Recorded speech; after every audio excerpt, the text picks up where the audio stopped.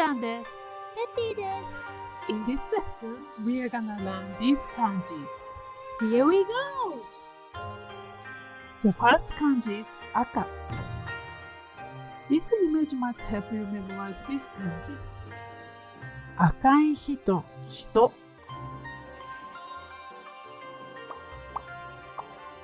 This part illustrates a person who spreads arms. And this part illustrates burning fire.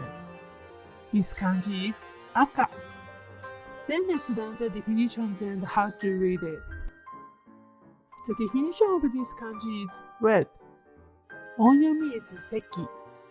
Kunyomi is aka, akai, akaramu, akarameru.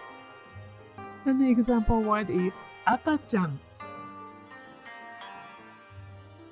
ペンギンの赤ちゃんが寝ている。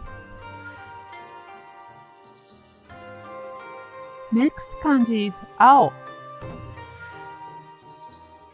青い葉と月。This part illustrates leaves. This is kanji 月 meaning moon. This kanji is 青。The definition of this kanji is blue.